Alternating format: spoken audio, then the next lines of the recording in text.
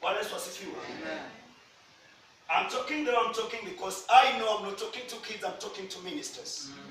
Always be attentive to what God is saying than being attentive to what your pastors and whosoever is saying. Sengenyi watu wale wachungaji na najua na makanisa. Unajua akinikataza kuingia kwa makanisa wamechelewa. Kwa sababu tayari nimerelease. Be much attentive to what God says than whatsoever somebody else says. Usiwe kama nabii kijana na nabii mzee. God spoke to the young prophet. Went to where he had been sent by God. Did exactly what God had sent him. But katika kufanya kuna instruction moja akuchukua. Aliambiwa baada ya kudeliver message, baada ya miracles and everything. When leaving, don't go back with the road umekuchia. Don't eat from anyone until you go back to your home. Then the old prophet came, called a spiritual father, came to this young man, said, God has spoken to me that if you have done everything, come into my house, let me give you something, eat, enjoy yourself, because God has spoken unto me. Now listen, shida haikuwa na nabii mzee, shida ilikuwa na nabii kijana kwa ujinga yake. Because God will never ever speak something contradicting himself. If he says you should not do, he means it. If he said do it, he meant it. Just go ahead, do it exactly as you heard it from him. Bwana Yesu asifiwe. And once you do it as you heard from him, nataka nikuambie hata yule nabii mzee alisema ana kiburi. Heri niwe kiburi katika kusikia sauti ya Kristo kuliko kuwa muungwana kusikiza sauti za wanadamu. I just died as I do ministry. And I was not called to death. I was called to life. And life forever. And life in every situation and every area of my life. Wacha nisiendelee sana. Lakini nataka niseme hivi.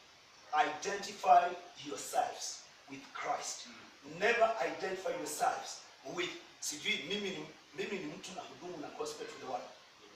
Na gospel to the world hapa ndio headquarter. But I think this is my second week. Sijakanyaga hata kwa hiyo madhabahu ama hata kwa yule anayeitwa baba yangu wa kiroho. He just have the information that I'm in Eldoret. But should I run to him? Is he God? He's not God. I just follow what the voice of God tells me. Na sio kama namchukia, nampenda hata yeye mwenyewe anajua anapendwa na kijana yake. But let me tell you this. Always learn to hear. Katika maisha una baba wawili. Mmoja yuko duniani, anaweza kuwa spiritual father. I respect him as my spiritual father. Nimeminister naye kwa muda sasa na namheshimu sana. Lakini kuna kitu moja ambayo aisikie na aielewe.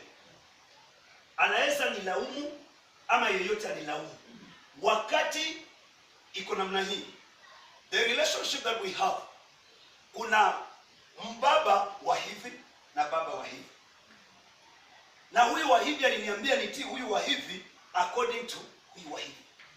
Ndio maana Ephesians 6 nasema enyi watoto watiini wazazi wenu, lakini katika nani? Huyu. I obey my horizontal father in accordance to the direction of my vertical father. Never shall I obey my horizontal father if he is against my vertical father. And if you walk with that idea in mind, nataka nikwambie hakuna mahali utastop. God bless you all. Wacha tuombe. Tusimame tutumwambie Bwana asante. Mwambie Bwana asante kwa neno lako. Yahweh, your name is Yahweh.